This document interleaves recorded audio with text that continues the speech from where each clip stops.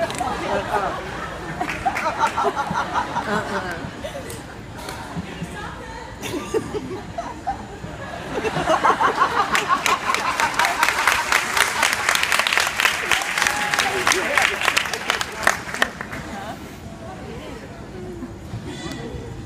didn't have, well, I'm supposed to turn in my speech, but I didn't, so.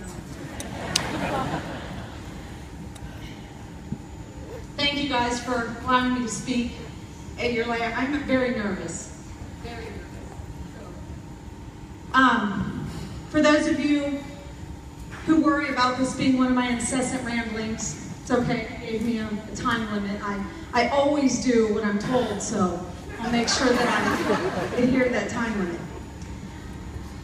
I was on Facebook this morning after my bad dream about this speech, and I came across an article from a local journalist whose daughter is graduating from a local high school today.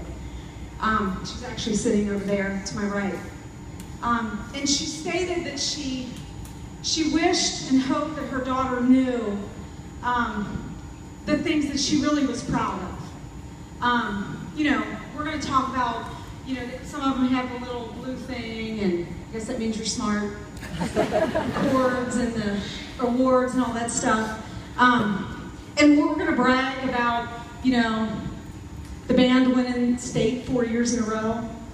We're going to brag about baseball team winning the All-A Classic, about us having the top ACT scores in the state, 5 valedictorians. All of these things we are proud of. But nothing we are more proud of than the people that you are. We'll take that over any test score, any state title. You guys are good people. You guys raise good people. They're good people.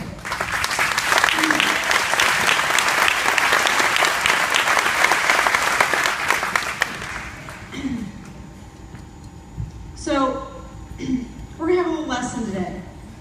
It's not as smart as Miss Haggard's lesson last year, but it's a lesson nonetheless. 2014, the number 14. Let's think about that a minute. You had some pretty great athletes wear that number. Pete Rose, Kenny Anderson, you guys probably don't know who he is. The Big O, I know you don't know who he is. 14 is also the atomic number for silicon. Did I say that right? And the sum of 3 squares, the first 3 squares. And it's also the number of lines in a sonnet. I did know that. But all of those lessons that you guys had to memorize, that stuff, those are all over. And I'm going to teach you 14 words that you need to know for your life. I want you to repeat after me so we know that they know how to say them because they're going to have to use them. I am sorry. I was wrong. They said it again. They said it, they know how to say it. I forgive you. I love you. Thank you. You need to know those words because you need to use those words throughout your life. Okay? So know them. We'll revisit those in a little bit. All right. Today is about your hard work, as Mr. Zimmerman said. You guys earned it. And despite all these people here, these people, all these people, all those people, you guys did it. You wouldn't be here if it wasn't for just what you did. But you do share this day with some people. So we're gonna involve the crowd a little bit. If you have graduated from Beechwood High School, I'd like for you to stand, please. Come on, stand up. I want you guys to look at all those people.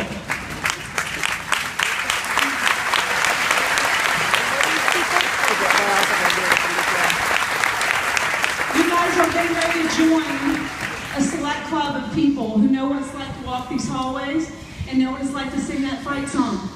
And you're obligated. You're obligated to make us proud, all of us, and come back and share your gifts. Thank you guys for believing that the school was great then and it's still great now. If you are a teacher, past or present, please stand.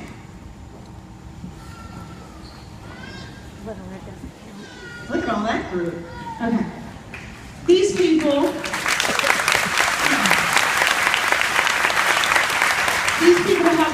prize your passion for a subject. They held you in their laps and listened to you cry. They believed in your ability to succeed. And today they're happy too. Some of them are happy because you're leaving. And some of them are happy for you, and that's okay. So you share that day with them. If you are a member of the military, past or present, please stand. Oh, look at that. Look at that.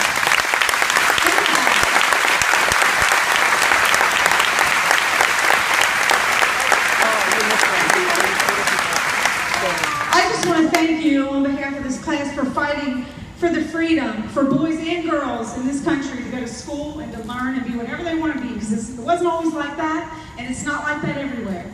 So I'd like to thank you. You shared this day with them.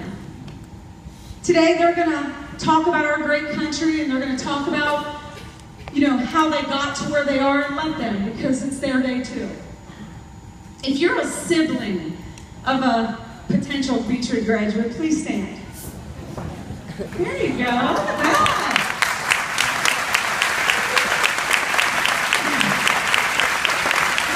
Today, these guys are going to laugh with you. They're going to cry with you. They're going to miss you when you leave. Some of them are going to wish that you left. But it is their day too, because believe it or not, they helped you. And you may need a kidney from them someday, so be nice. That was good, wasn't it? I just added that. But it's their day too, so be nice. No fighting today. If you are a grandparent, please stand, and if you can't stand, just wave, and we'll get you. Stand up. Everybody pick out Nana and Poppy and Grandma and Mama and Poppy and Peepaw. There they are. Let me tell you something about those people that just stood. When your parents are mad at you because they know what you're really like, these people defend you. They do. They are your greatest ally, because they know who you are at the core, and they also know what's important. And it's not all the stuff. They know that in the end, it's who you are inside. Those people are great people. And you should be glad that they got up at 4 o'clock in the morning, or whatever time old people get up, and came here today.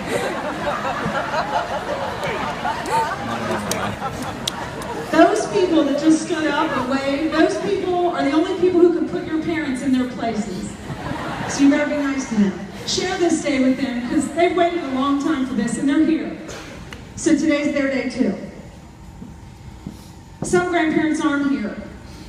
Some friends aren't here. Some favorite aunts and uncles, and some parents. They didn't make it today. They couldn't. And they're not physically here, but they're here. Devin, they're here. He's here. Abby, she's here. And they're so proud of you. And they'll show up from time to time on these special days, and you just have to open your eyes, and you have to feel them, and you have to see them, and you have to feel the love, and they're here. I promise they're here. If you are a parent of one of these great kids, please stand up.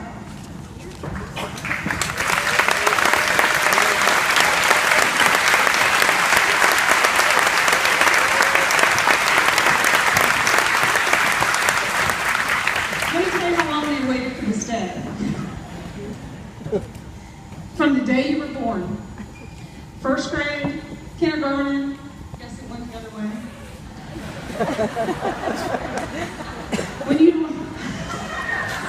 When you walk in the house with little Kool-Aid stains and pigtails and you smell like a wet dog, they thought about this day. And they imagined you in these beautiful caps and gowns and smiling. And today they're going to tell horrible stories about you. They're going to embarrass you, and they're going to pinch your cheeks, and they're going to tell probably the same story over and over again. You need to let them, because they've waited a long time for this, and they're proud of you. And that's what parents do, and you're going to be one day, and you'll figure that out. But let them. It's their day too.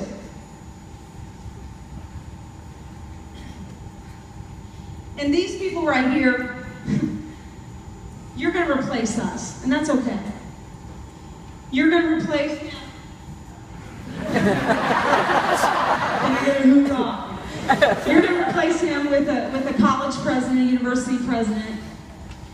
And you're going to replace these people right here with professors. You're never going to replace your BB and Kim. There's nobody in college who's going to get your lunch to you and write you a note for being late. So don't even think about it. They're not going to.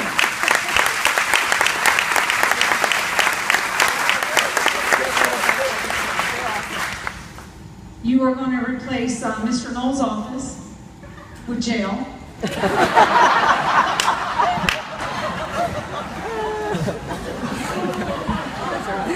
I love that line. It's true. I do want to say some things, and it's funny because for those of you, I know Andy Weibel's here, and I gave the same speech 5 years ago, similar. I changed it up a little bit for you all. And it's weird because it's different now. So much has happened to me. I lost my dad, I lost my best friend, I lost my best friend's husband. And it's different now, saying these words. It's not just advice anymore. I'm a parent of a college student, so now I know. Before I was just like, oh, it's going to be so hard. And now I'm like, oh my God, it's so hard. It's so hard. It's so hard. But I want to share some things with you that I've learned in those 5 years, and here they are. There is a difference. Y'all listening? You listening? I still don't know the difference between you two.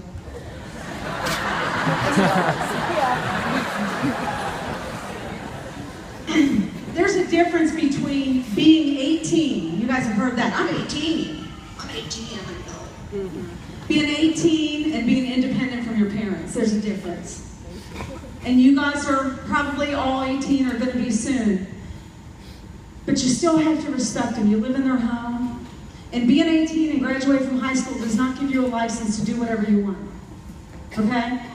So you gotta respect it. If you don't want to, that's fine too. But you gotta get a house and a job and a car and all that stuff on your own. But you gotta respect them.